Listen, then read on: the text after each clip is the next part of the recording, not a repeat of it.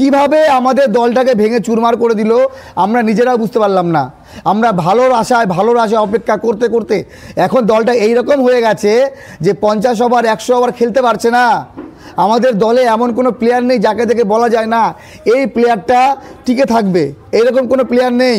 সরফরাজ খান কেন সুযোগ পাচ্ছে না আমরা কেউ জানি না। মোহাম্মদ সামিকে তো রাজনীতি করে বাদ দিল, কেন রাজনীতি হবে ভারতীয় দলে এত রাজনীতি? এইভাবে কিছু প্লেয়ারের কেরিয়ার নষ্ট করে দিচ্ছে। শ্রেয়াস আইয়ারের কেরিয়ার প্রায় শেষ। আমার মনে হয় না গৌতম গম্ভীর থাকলে না শ্রেয়াস আইয়ার খেলতে পারবে ঠিকঠাক, না বিরাট কোহলি। রোহিত শর্মাকে তো ক্যাপ্টেন্সি ছাড়তে হলো। রোহিত শর্মা ক্যাপ্টেন থাকাকালীন রিটায়ারমেন্ট নিতে পারতো, কিন্তু নিতে দিল না। তারপরে এইদিকে যদি বলি সরফরাজ খান আর সুযোগ পাবে না। মোহাম্মদ সামি তো কেরিয়ার পুরো শেষ। মোহাম্মদ সামি আমাদের সেরা একজন বলার, সেই বলারকে খুঁজে পাচ্ছি না। কাকে পাচ্ছি আমরা? হর্ষিত রানা, ধ্রুব জুরেল আর এই নীতিশ কুমার রেড্ডি। কি আছে এই তিনজনের রহস্য?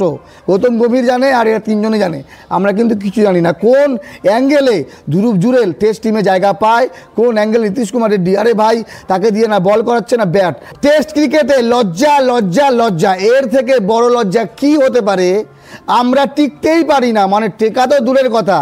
140 রান 20 ওভারেও তো আমরা 200+ রান করি।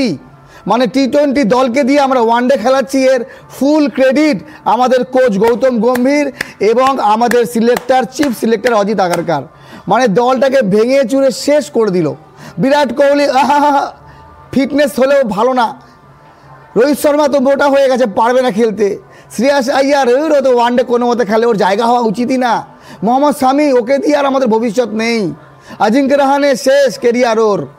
চেতেশ্বর পূজারা বয়স হয়ে গেছে, কতদিন খেলবে? গৌতম গম্ভীর তো নিজেই একজন কোচ হয়ে গেছে পূজারার বয়সের, তাদেরকে দিয়ে ব্যাটিং করাবে। এখন নিয়ে এসছে আমাদের ট্যালেন্ট ধ্রুব জুরেল।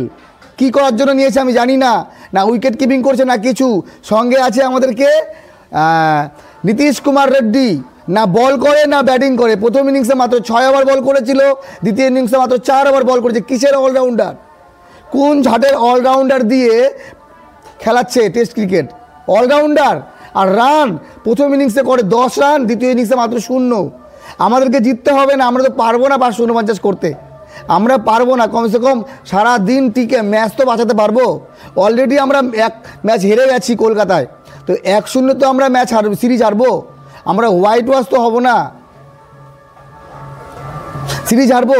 2-0 কেন হারবো? 25 বছর পর দক্ষিণ আফ্রিকা আমাদেরকে পুরো একেবারে চেটে দিয়ে গেল আমাদের ঘরের মাটিতে।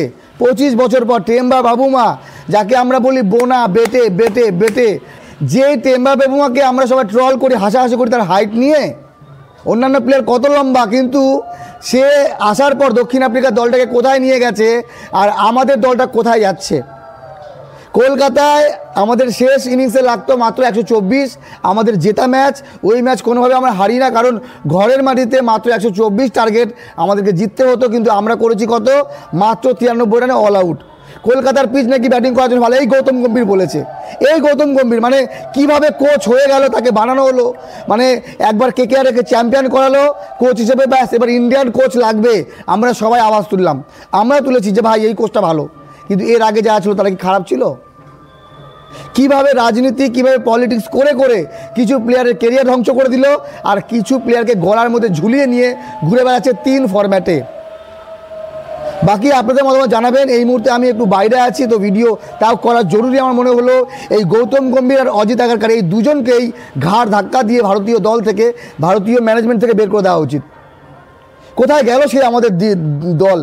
নাম্বার 1 টেস্টে, নাম্বার 1 টি20, নাম্বার 1 ওডিআই।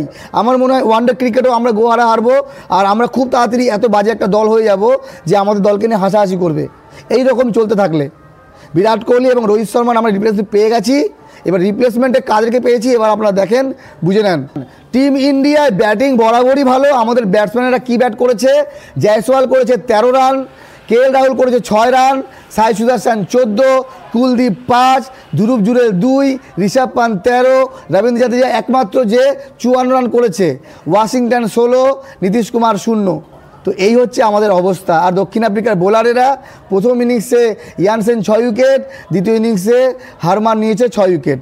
তো মোটামুটি এতটুকু বলা যায় যে আমরা জঘন্য থেকে জঘন্যতম পারফরমেন্স করছি এই গৌতম গম্ভীরের কোচিং করার সময়। এখন গৌতম গম্ভীরকে বলা হচ্ছে দ্বিতীয় গ্রেগ চ্যাপেল। সত্যি কি তাই?